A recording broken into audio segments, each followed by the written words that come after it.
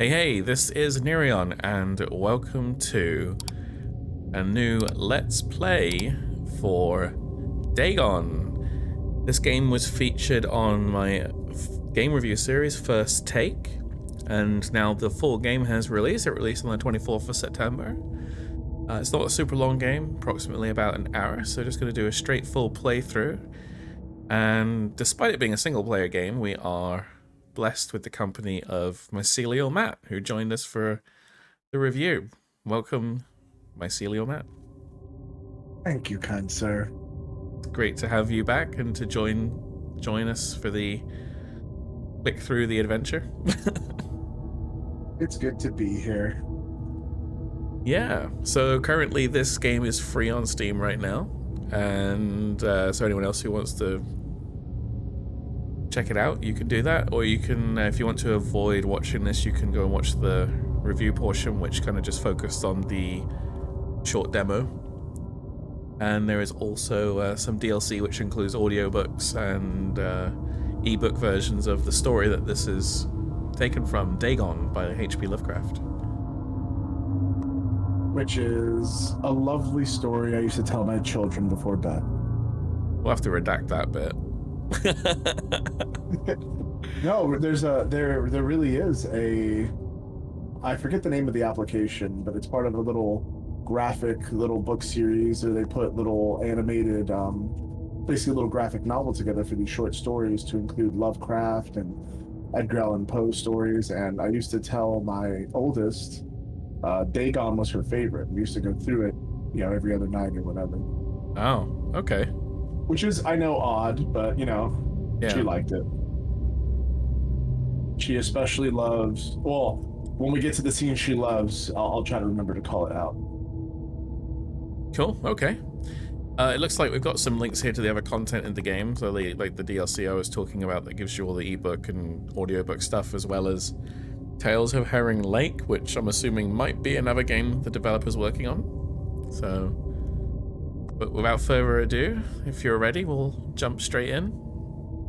Let's do it. Dagon is a faithful, interactive adaptation of H.P. Lovecraft's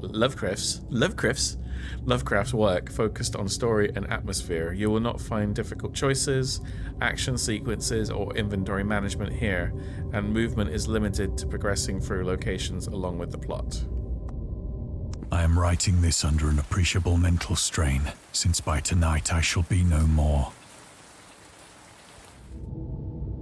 Ooh, okay.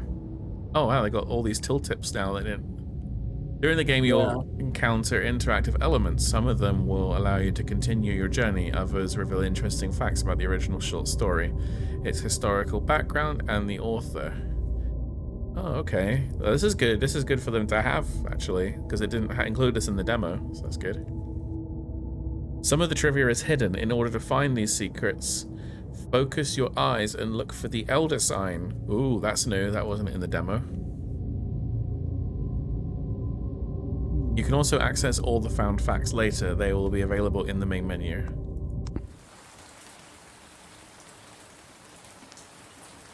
Okay, I think that one progresses the scene, right? So I feel already like there's a lot more detail. Yeah. Like I don't remember the walls being so dilapidated. That floor. Oh. The detail on the cracked floors. Oh, check it out! Look at that. Good eyes. Yeah. Lovecraft's letters. As to letters, my case is peculiar. I write such things exactly as easily and as rapidly as I would utter the same topics in conversation. Indeed, epistolary, if I'm even saying that right, expression is with me largely replacing conversation, as my condition of nervous prostration becomes more and more acute. I cannot bear to talk much now, and am becoming as silent as the spectator himself. My loquacity extends itself on paper. H.P. Lovecraft to Reinhard Kleiner, December 23rd, 1917. I apologize if I butcher these words. They use much higher level of vocabulary in Lovecraft's writing. Throughout his life, Lovecraft penned around 100,000 letters to his friends and fans, out of which about 10% survive to this day. but his tendency to endless correspondence was a relatively late growth. In youth, I scarcely did any letter writing. Thanking anybody for a present was so much of an ordeal that I would rather have written a 250-line pastoral or a 20-page treatise on the rings of Saturn. Selected letters, 1929 to 1931. H.P. Lovecraft. Lovecraft would often skip meals to afford postage. Collections of his correspondence have been published in various books, and selected letters can be found online. Some readers consider them his most important legacy. Oh. Interesting. That's cool. I don't think there's anything else for us to find in this room, though. Or I can't turn back any further than this, so... Penniless, and at the end of my supply of the drug which alone makes life endurable, I can bear the torture no longer, and shall cast myself from this garret window into the squalid street below. Ah, yes. Do not think from my slavery to morphine that I am a weakling or a degenerate. When you have read these hastily scrawled pages, you may guess, though never fully realize, why it is that I must have forgetfulness or death.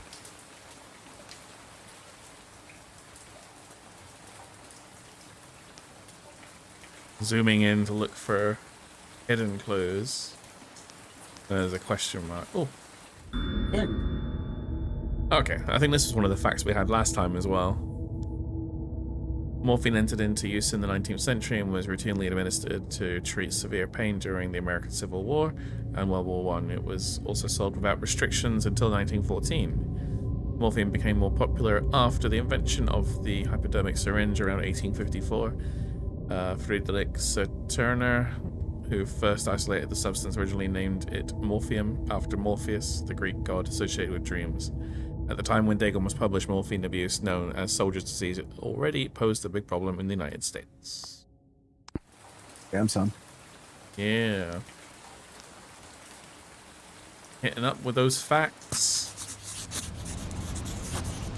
It was in one of the most open and least frequented parts of the broad Pacific that the packet of which I was supercargo fell a victim to the German sea raider. Oh no. Can I move? No, I can't. So they didn't add moving around, it's still just a look.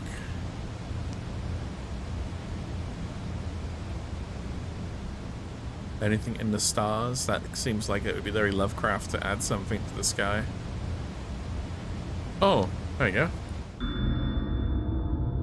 Lovecraft and the Great War. Dagon was written around a month after the United States entered World War I. Lovecraft was actively interested in its course.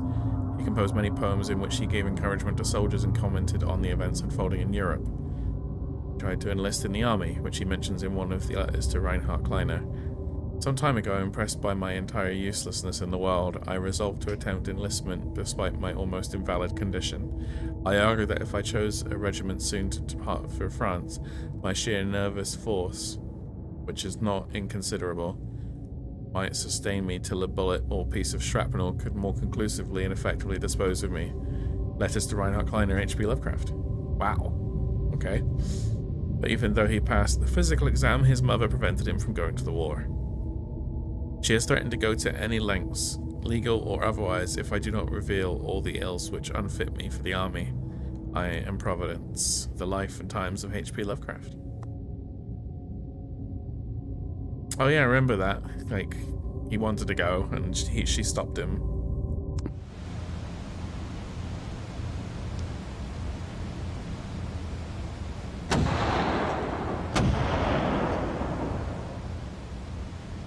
The Great War was then at its very beginning, and the ocean forces of the Hun had not completely sunk to their later degradation. So that our vessel was made a legitimate prize, whilst we of her crew were treated with all the fairness and consideration due us as naval prisoners. I think this bit is new, right? Yeah, I think so. The HUNS. The HUNS were Central Asian nomads who established a dominion in Europe and invaded the Roman Empire in the 5th century AD. They were known as brutal, deadly warriors and masters of quick raids who also developed powerful composite bows, lassos, and early siege weapons. During World War I, the British used the word Hun as a synonym for Germans in order to emphasize their brutality. However, the term originated when the German Emperor Wilhelm II gave a speech to his troops on the 27th of July 1900 before they embarked to China. Should you encounter the enemy, he will be defeated, no quarter will be given, prisoners will not be taken, whoever falls into your hands is forfeited. Just as 1,000 years ago, the Huns under their king Attila made a name for themselves, one that even today makes them seem mighty in history and legend. May the name German be affirmed by you in such a way in China that no Chinese will ever again dare to look cross-eyed at a German. The refusal to take prisoners was a clear breach of the laws and customs of war adopted during the First Hague Convention of 1899. Wow.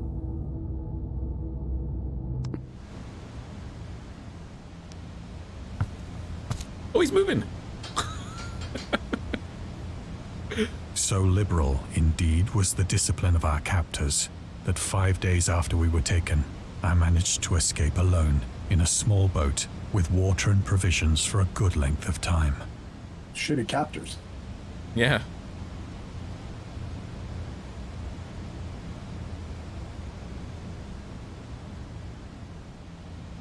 Can't. Very restricted looking around here, so it's just this, I guess. Yeah, I don't think there's going to be much walking around. When I finally found myself adrift and free, I had but little idea of my surroundings.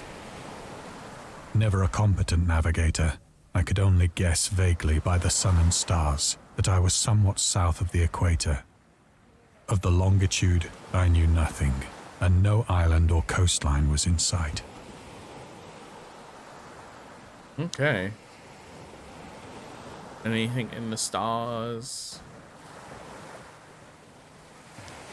That continues it. Anything in the boat?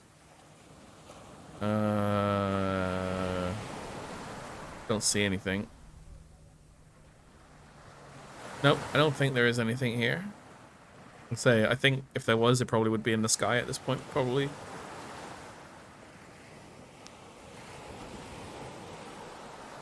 The weather kept fair, and for uncounted days I drifted aimlessly beneath the scorching sun, waiting either for some passing ship or to be cast on the shores of some habitable land.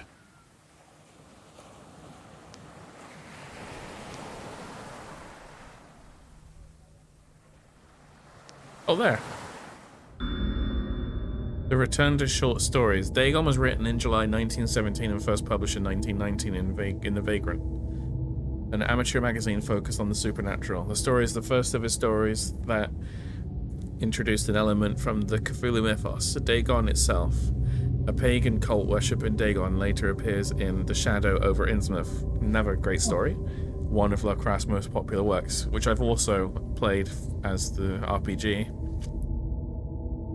and the video game as well. 1917 is also the year when he wrote The Tomb, a story about Jervis Dudley, a daydreamer who discovers a mysterious mausoleum in the woods by his house and becomes obsessed with it. These two works marked Lovecraft's return to short story writing after he burned most of his attempts at the genre 9 years prior and decided to concentrate on poetry. Lovecraft stated that it was his friend William Paul Cook, a literary publisher and critic, who convinced him to start writing weird fiction again. Well, thank God he did. Right. Imagine if he didn't. I don't want to. But neither ship nor land appeared, and I began to despair in my solitude upon the heaving vastness of unbroken blue. The change happened whilst I slept. Its details I shall never know. Oh. For my slumber, though troubled and dream-infested, was continuous. Oh. Oh, this is way different. There's a lot more stuff. Yeah.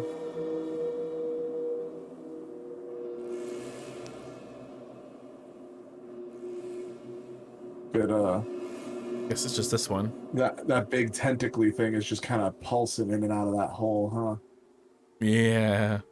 There's loads of them this time. There was only, I think, a few that in the demo. That one When over at there, last its I tentacles awoke, are doing it something was to discover more myself grabby half off sucked to the into a left. slimy expanse of hellish black mire, which extended about me in monotonous undulations as far as I could see. So Sorry, go ahead. I don't. No, I don't want to speak over the narration. I remember like the mud and the reflection and all that is still on point. There's more creatures like we had actually recommended. There just needed to be more. I still think there could be even more, just like just dead fish and whatever, not everywhere. But this is a vast improvement. Yeah, definitely. Gotta love the use of vocabulary, monotonous undulations. Undulation is an excellent word. And in which my boat lay grounded some distance away. Love this. Now that I know he does voice for Gandalf, I can't unhear it. Though one might well imagine that my first sensation would be of wonder at so prodigious and unexpected a transformation of scenery, I was in reality more horrified than astonished. I mean, I would be too. The region was putrid with the carcasses of decaying fish and of other, less describable things which I saw protruding from the nasty mud of the unending plain. Oh. So, although you can't control the movement, like when you continue on, he moves sometimes, which gives you that perception of movement, which is nice. Yeah. I still think being able to walk around would have been neat. Yeah. I can't see anything else I can interact with. Perhaps I should not hope to convey in mere words the unutterable hideousness that can dwell in absolute silence and barren immensity. Ooh. There was nothing within hearing and nothing in sight save a vast reach of black slime. Yet the very completeness of the stillness and the homogeneity of the landscape oppressed me with a nauseating fear. The sun was blazing down from a sky which seemed to me almost black in its cloudless cruelty, as though reflecting the inky marsh beneath my feet.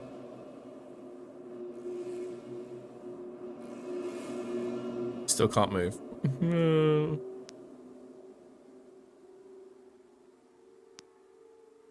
Anything? Any secrets?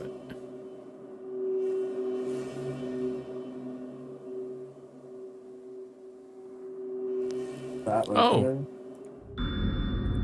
The Origins of Dagon. Dagon seems to be inspired by Fishhead, a short novel by Irvin S. Cobb about unnatural affinities between a hybrid idiot and the strange fish of an isolated lake. And Lovecraft's dream about a strange island emerging from the ocean and him crawling in the ooze that covered its surface. I dreamed that whole hideous crawl and can yet feel the ooze sucking me down in defense of Dagon, H.P. Lovecraft. Lovecraft's interest in this topic stemmed from his aversion to fish and sea smells. In his own words, I have hated fish and feared the sea and everything connected with it since I was 2 years old, but I cannot recall what earlier experience gave me such a profound and lasting aversion to the sea and seafood. The Dweller in Darkness, Lovecraft, 1927, Donald Wandre.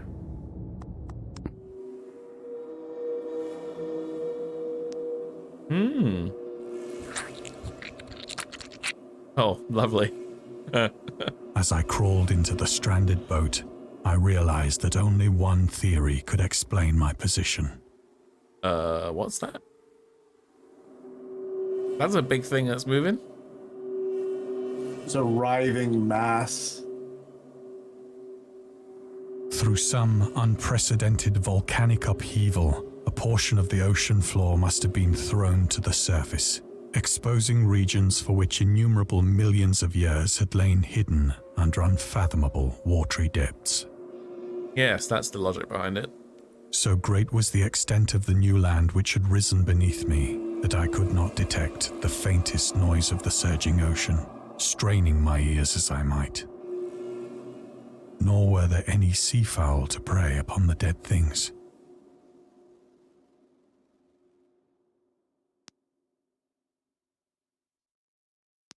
Ooh. The mystery of volcanic islands. Volcanic eruptions sometimes result in the creation of islands. Most of them are transient and erode after some time, but some prove permanent. A floating pumice can move across long distances and transport barnacles and macroalgae that cling to it. In 2001, rafts of pumice created during the eruption of a volcano near Tonga eventually reached Australia. For all the volcano fanatics out there. Yeah.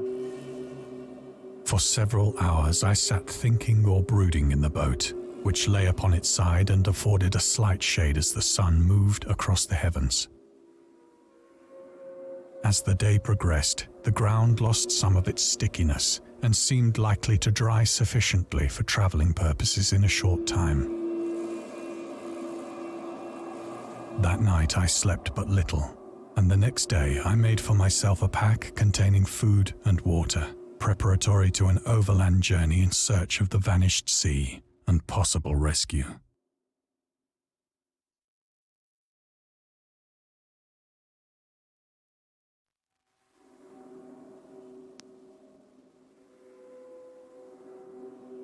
Nope, no secrets.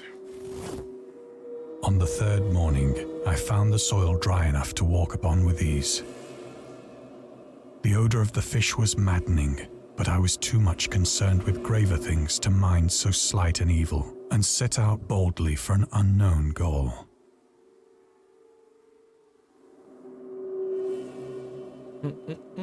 Any more secrets?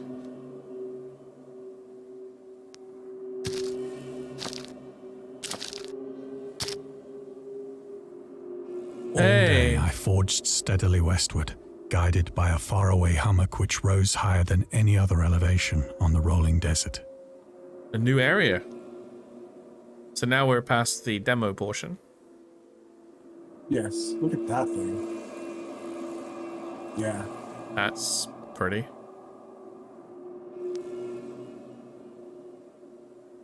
Looking for something else to interact with, but nope.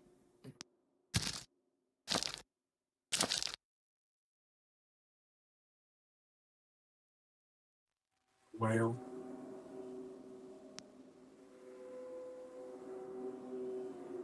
He's having a whale of a time.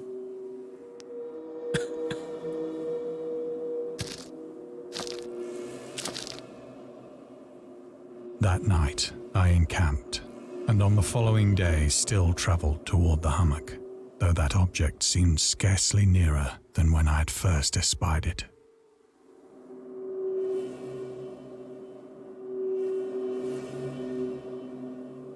Have I missed a sign? Because I feel like... Oh, there we go. Right there. The horrors of the ocean. The creator of the Cthulhu mythos and the fictional underwater city of Relay was convinced that life could not exist at the bottom of the ocean because the water pressure would make it uninhabitable. Today we know that the darkest depths of the ocean are home to many peculiar organisms. The deepest dwelling fish we have discovered so far, the Mariana snailfish, can live about 8,000 meters below the ocean's surface, in never-ending darkness and at hellishly crushing pressures, hundreds of times stronger than those found at sea level. Upon glancing at the modern photos of deep-sea creatures such as the anglerfish, the fangtooth, or the viperfish, and their truly Lovecraftian characteristics, it's hard not to find some irony in this. It's true. Yeah. Some of them do have, like, some of them do look pretty funky. Like you'd think I don't know if you've watched a lot of like documentaries on like sea life. I have. Yeah. The deeper you go, the weirder shit gets. Yeah. So maybe Cthulhu is down there somewhere. Could be. Just giggling away at us. Yeah. You fools. You thought that was fiction? By the fourth evening, I attained the base of the mound, which turned out to be much higher than it had appeared from a distance. Well, the bass on his voice just dropped. Holy moly. Yeah. A an intervening valley setting it out in sharper relief from the general surface.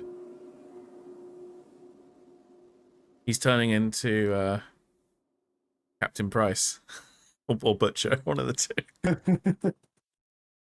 Too weary to ascend, I slept in the shadow of the hill. I know not why my dreams were so wild that night, but ere the waning and fantastically gibbous moon had risen far above the eastern plain, I was awake in a cold perspiration, determined to sleep no more. Such visions as I had experienced were too much for me to endure again. And in the glow of the moon I saw how unwise I had been to travel by day. Without the glare of the parching sun, my journey would have cost me less energy. Indeed, I now felt quite able to perform the ascent which had deterred me at sunset. Picking up my pack, I started for the crest of the eminence. I love this guy's voice. Like, so good. I think you would make a great voice actor. You know, you say that. I would. It's one thing I would actually love to do is voice acting. Like, for, I don't know, like video games or whatever. I think you would do fine. Oh, you're too kind, sir. The Loner. Contrary to popular opinion, Lovecraft was not an ever-frowning, eccentric, grumpy loner. He considered himself to be a person who appreciated humor. Moreover, he would often meet with friends in his apartment or at various cafes in Brooklyn and Manhattan. At times, his social life was so intensive, his work would suffer for months. There was a point when he finally decided he needed to put an end to daily meetings and loitering in New York cafeterias and resorted to hiding at home and reading with the main room light turned off, pretending he wasn't there whenever a friend knocked on his door. He also had another method of deterring his guests, which involved greeting them in a bathrobe with an unmade bed visible in the background and piles of papers scattered across the floor. So people thought he was antisocial, likely because of the effort he made to be left alone when he needed to be left alone. No, I think that's just a Mandela effect type thing where it's like, oh, he must have been a shut-in like Poe. Right. In actuality, he was a social butterfly, so much so that he would have to make time for his writing and avoid people actively. I don't think he wanted to, he just would do it because he wasn't pumping out work. Yeah.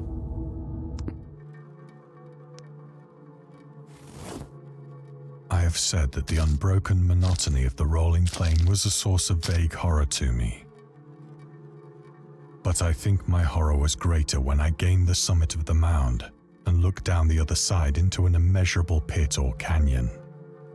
Before I continue this, do you know if this is word for word from the book? It's feeling like it more or less is. I mean, it's very short story, so it wouldn't take much to do it word for word.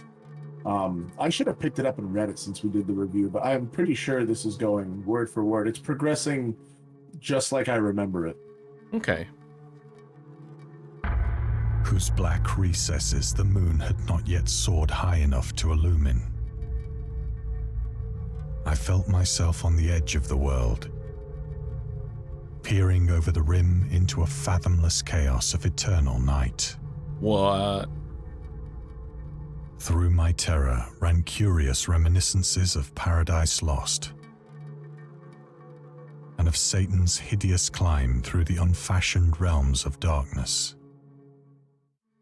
As the moon climbed higher in the sky, I began to see that the slopes of the valley were not quite so perpendicular as I had imagined. Okay.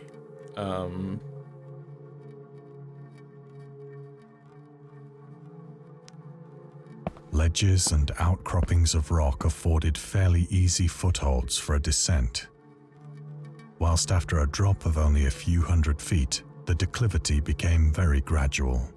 The declivity. Wow. Love it. Love it.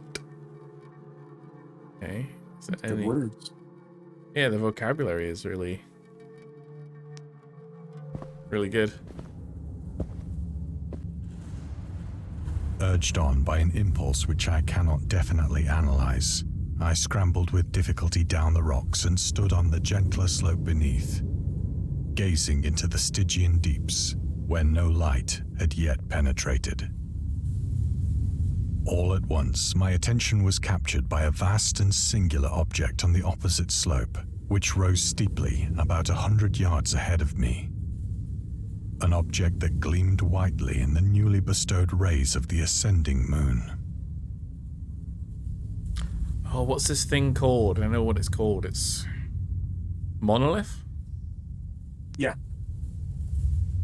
There's quite a few stories in Lovecraft and even the the game we play, with monolith being a central part of the story. Okay.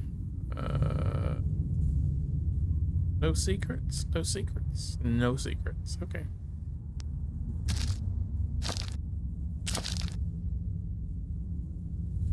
That it was merely a gigantic piece of stone, I soon assured myself. But I was conscious of a distinct impression that its contour and position were not altogether the work of nature. Wonder what gave that away. Nature does not work in straight lines. A closer scrutiny filled me with sensations I cannot express.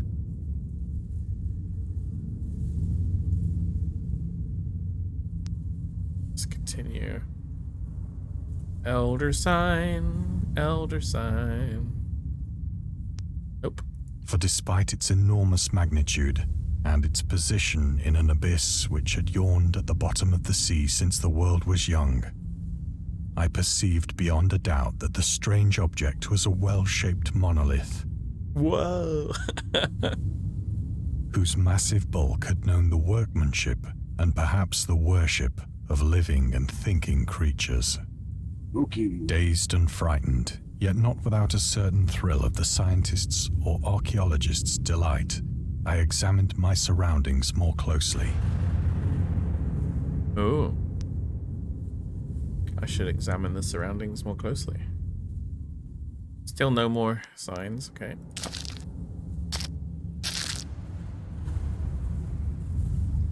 The moon, now near the zenith, shone weirdly and vividly above the towering steeps that hemmed in the chasm, and revealed the fact that a far-flung body of water flowed at the bottom, winding out of sight in both directions and almost lapping my feet as I stood on the slope.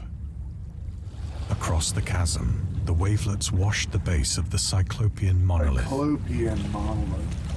That's beautiful language, use of language. On whose surface I could now trace both inscriptions and crude sculptures.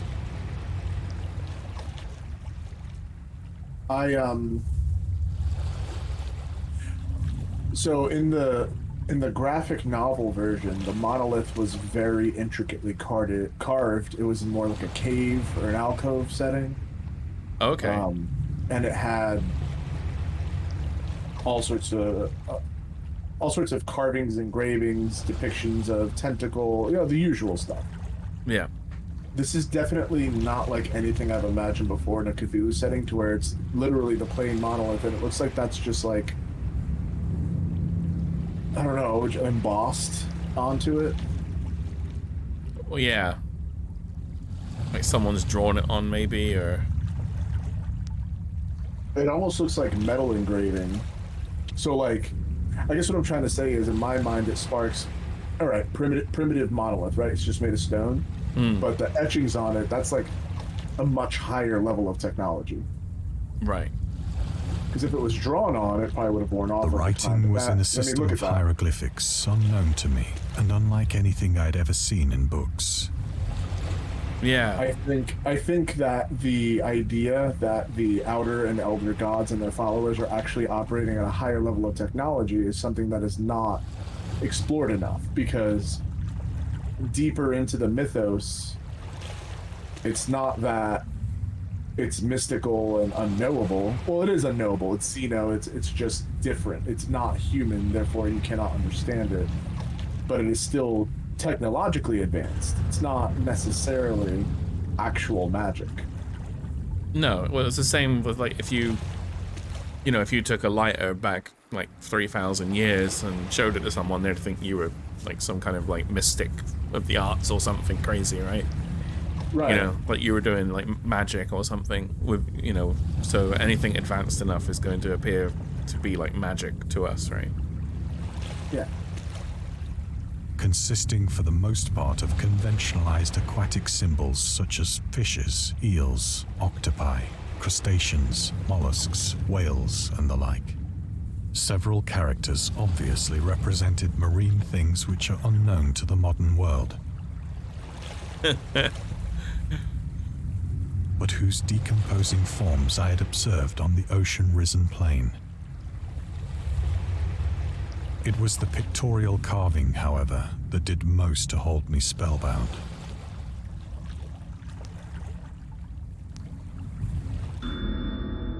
Storytelling methods. Dagon contains many themes and storytelling methods that Lovecraft developed in his later works, such as telling the story through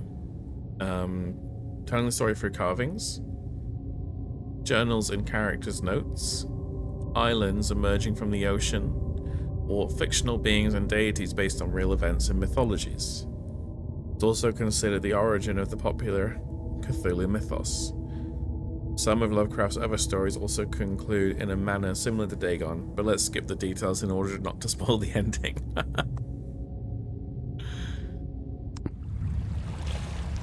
Plainly visible across the intervening water on account of their enormous size were an array of bas-reliefs whose subjects would have excited the envy of a Doré.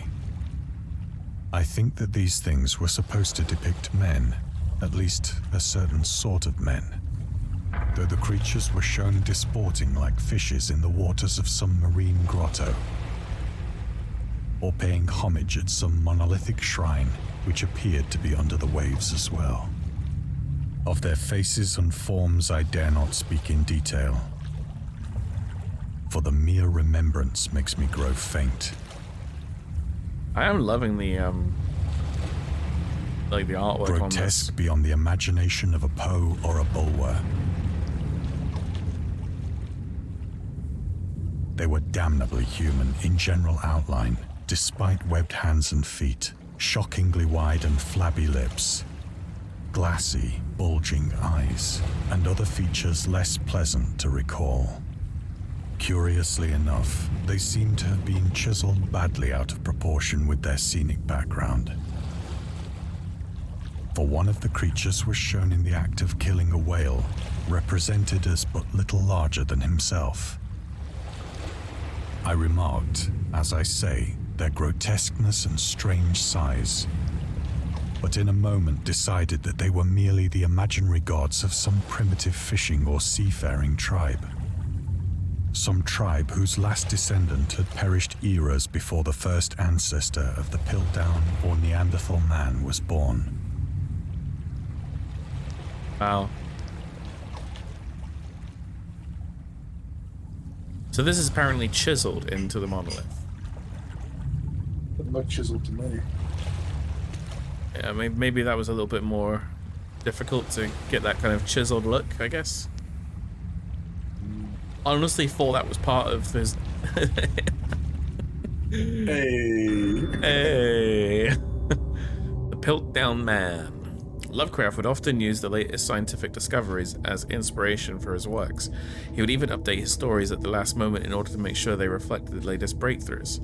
Unfortunately, this method was not without its flaws. After Lovecraft's death, the Piltdown Man discovery mentioned in Dagon turned out to be a paleoanthropological fraud.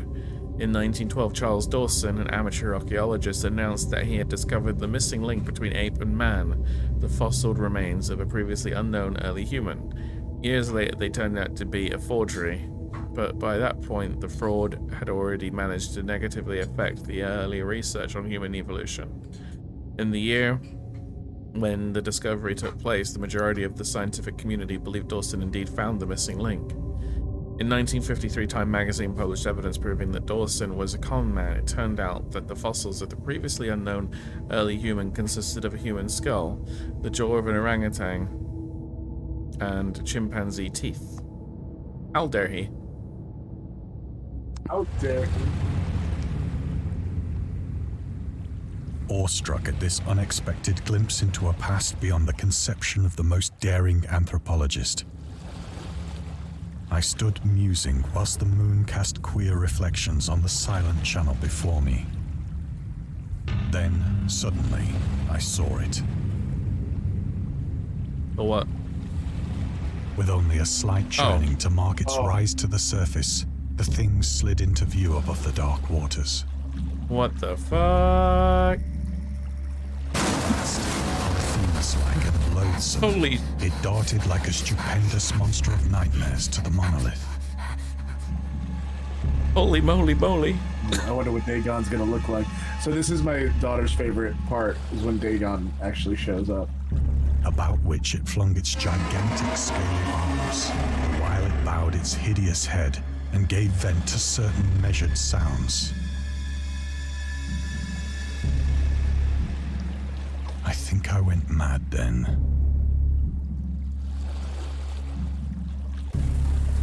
Of my frantic ascent of the slope and cliff, and of my delirious journey back to the stranded boat, I remember little.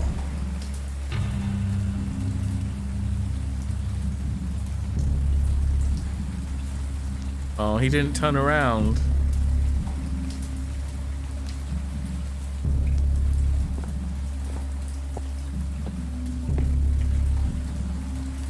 I believe I sang a great deal and laughed oddly when I was unable to sing. Yeah, you're going crazy. He lost. He failed his sanity check, everybody. That's what that looks like. My brain's just gonna shut off and I'm gonna sing and laugh. I have indistinct recollections of a great storm sometime after I reached the boat. At any rate, I know that I heard pearls of thunder and other tones which nature utters only in her wildest moods.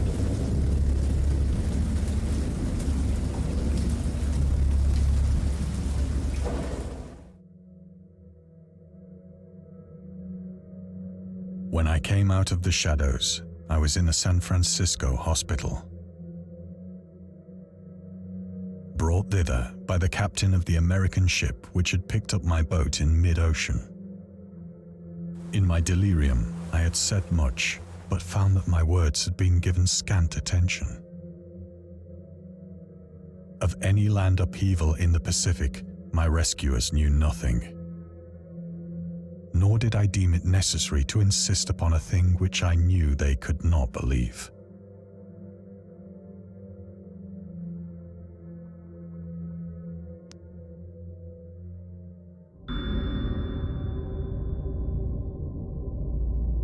Okay, so in defense of Dagon, in 1921, Lovecraft released a series of 3 essays, later published as a collection titled In Defense of Dagon, in which he rebuked a series of criticisms directed at his works.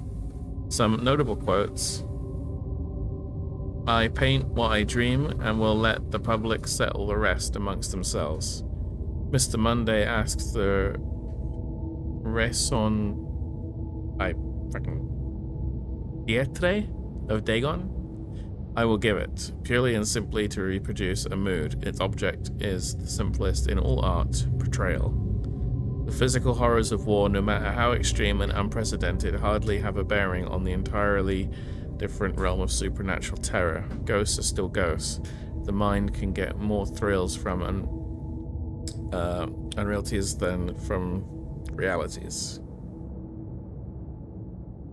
In the essays, Lovecraft touches upon the topic of atheism, materialism, the quest for truth, and the love of science.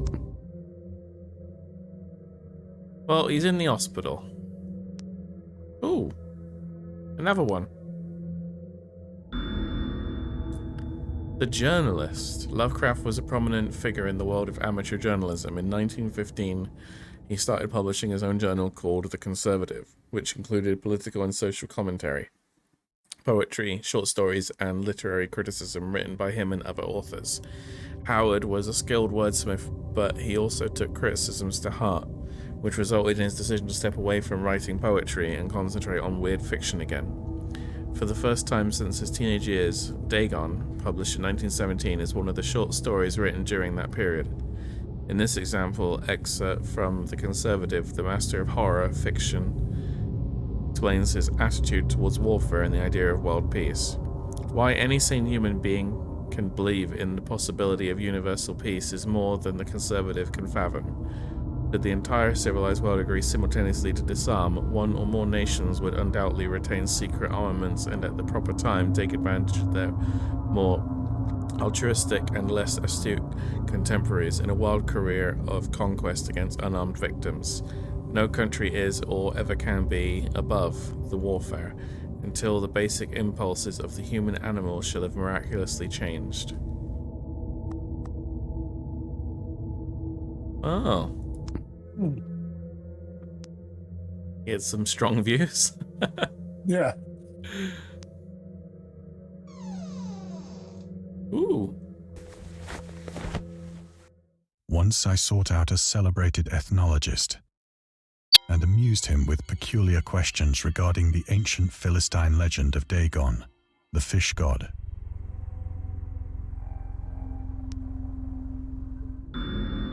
Dagon was the main deity of the Philistines, worshipped throughout the Middle East as the ancient god of fertility and crops. The rulers of Akkad chose him as the patron saint of their war conquests. He also appeared as the judge of the dead in an Assyrian poem and an underworld prison warder in one of the Babylonian texts. He is often mistakenly taken for a fish god due to the wrong interpretation of his name, as in Hebrew the word Dag, or Dag, I guess, means fish. In H.P. Lovecraft's work, Dagon is an underwater deity ruling over the deep ones, a humanoid race with fish traits that resides in the oceans. He is worshipped by a secret cult called the Esoteric Order of Dagon. Cool bunch. Good parties, I've heard.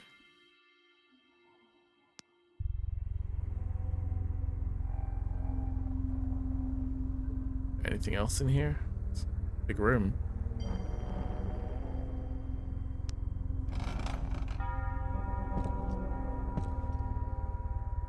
But soon perceiving that he was hopelessly conventional, I did not press my inquiries. The marketer, Lovecraft's attempts to find a job in 1925 were influenced by advice he received from friends. Among others, he started freelancing for a marketing magazine where he would write announcements and commercials. Feel free to judge his copywriting skills for yourself from an ad for Curtis Woodwork. Curtis Woodwork embraces both the usual structural units and the cleverest contrivances of built-in or permanent furniture, such as bookcases, dressers, buffets, and cupboards. Every model is conceived and created with the purest art, ripest scholarship, and mellowest craftsmanship which energetic enterprise can command, and made to conform rigidly to the architecture of each particular type of home. The cost, considering the quality, is amazingly low, and a trademark on the individual pieces prevents any substitution by careless contractors. Oh. You think he does a good job of doing adverts? Can you imagine having this, like, today as an advert for someone who can, like, make furniture? It's wild. Is that another one? Yeah. Another one. August Derleth and the Cthulhu Mythos. August Derleth was an American writer and anthologist. He also befriended Lovecraft and published many of his works through his company, Arkham House. Although he greatly contributed to the popularization of the author's works after his death, he's surrounded by numerous controversies. One of his most questionable decisions involved introducing the good versus evil doctrine to the Cthulhu Mythos, which contrasted with Lovecraft's view of the world and his approach to cosmic horror. As a result, the author's works are often misunderstood and misrepresented in today's culture. It is also worth noting that Lovecraft was never really interested in creating a mythology, and the term Cthulhu Mythos was coined by Derleth after the author left the mortal plane. Oh, okay. So we should be thanking August for all the... For all this stuff that we get to play? I suppose. Interesting. Wow. I've learned so much today. How do I... Oh, there we go.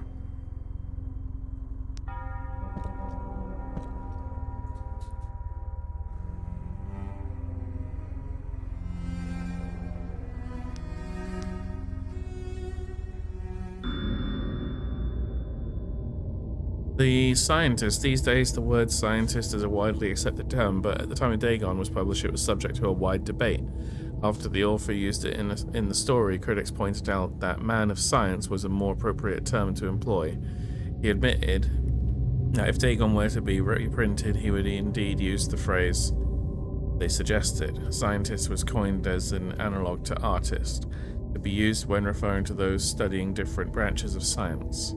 Yet, in the 19th and early 20th century, scientific researchers in Great Britain and the United States were of the opinion that man of science, resembling the term man of letters, was the only proper choice. Among other things, it was gender-specific, indicating that science was an endeavour to be pursued by only one sex.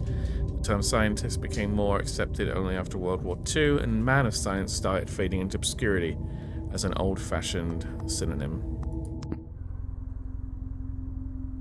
Fun facts.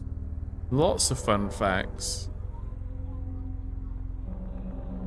I know it's these fun facts are supposed to basically give us more to do, but I don't know. I feel like they pull us out of the story a little too.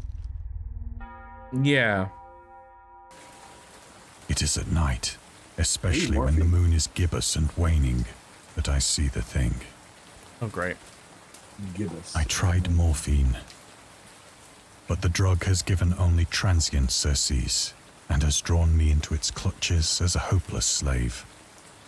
So now I am to end it all, having written a full account for the information or the contemptuous amusement of my fellow men.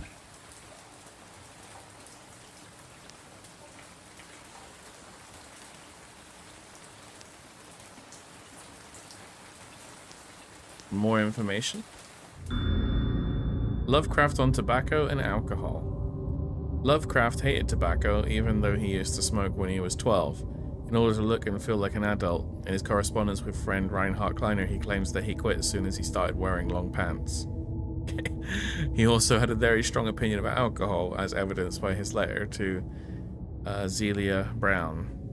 As for the matter of drinking, I have never tasted intoxicating liquor and never intend to, having a strong aesthetic disgust at anything which blunts or coarses the delicate natural equipoise of the evolved human intellect and imagination. Drinking excited my personal repugnance, hence I don't drink. Let the herd do what they will.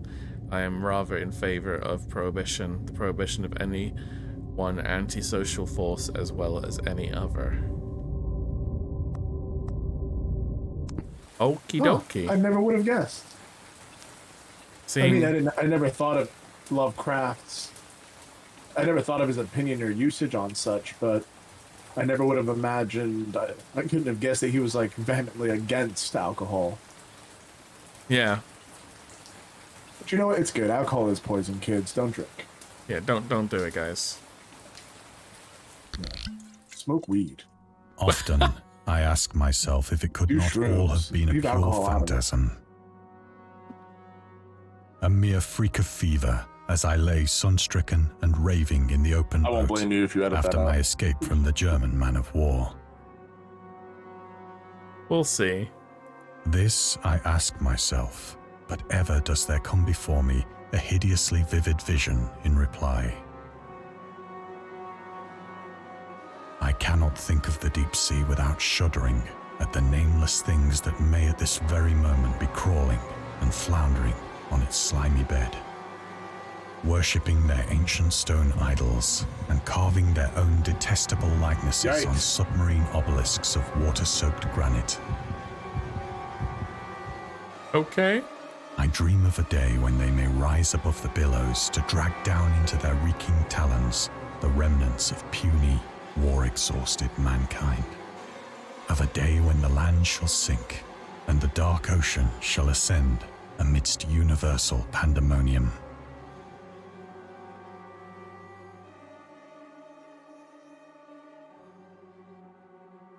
Okay.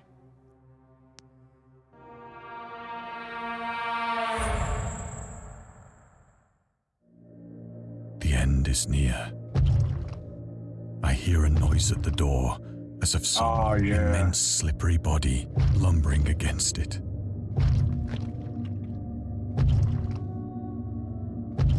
Are there any more secrets? I know what's on the other side of the door, Jay.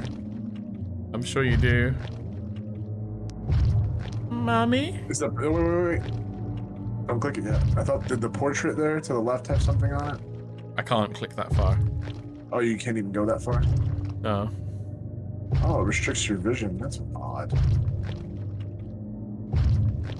Yeah. It shall not find me.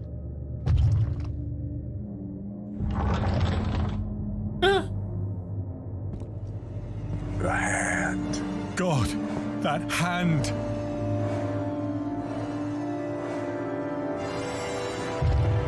The window! The window!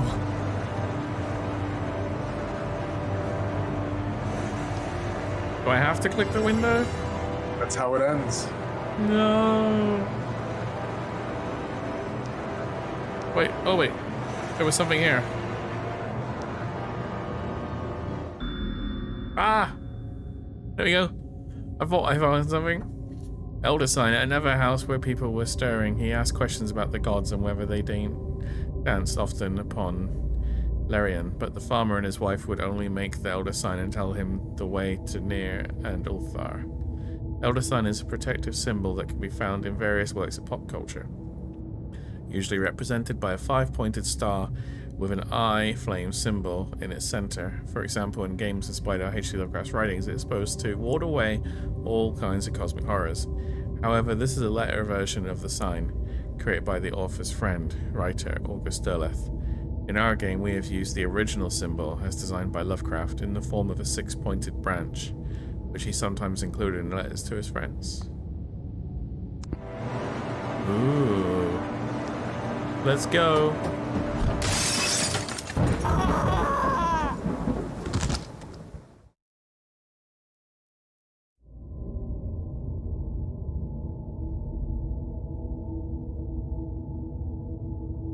Hope you enjoyed immersing yourself in a little pool of cosmic horror. We would appreciate it if you took a moment to rate Dagon and check out our other games and DLCs.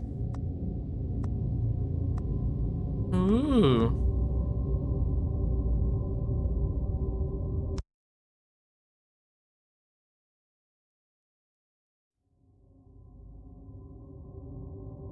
Well, there we have it. Thoughts, sir? That was quite enjoyable. Yeah. And now I know the story. Yeah, it's a lovely little short story of a man who just simply gets lost and caught up in Cthulhu shit. Yeah. And all he really did was get caught in a pocket dimension otherworld, or maybe just a whatever, and witnessed the back of Dagon and his roar, and that was just enough to send him out the deep end. And well, yeah, you were there for the story. I was there. I have the t-shirt. Well, I mean, I know this is not a review, it's just a playthrough, but I thought that was done really well. I do too. Maybe like less, I mean, the facts were cool, but like I said, maybe it did break up the story a little bit too much at times. Yeah, maybe we should have gone through the story just straight through the first time and then picked up the facts again. Yeah. But either way, I enjoyed myself. It was good. Well, thank you for joining, sir. It's nice to have you back in another video. Anytime, sir. And that's Dagon, that's our playthrough. So feel free to check out other Lovecraftian games on my channel, like Call of Cthulhu, Darkwood and other videos with myself and Matt, which includes Little Hope, Man of Medan, and we still need to continue with It Takes Two at this point in time. It's a lot of fun. It's a lot of fun. Yeah, want to play Tug of War? Oh, let's play Tug of War. All right, everybody.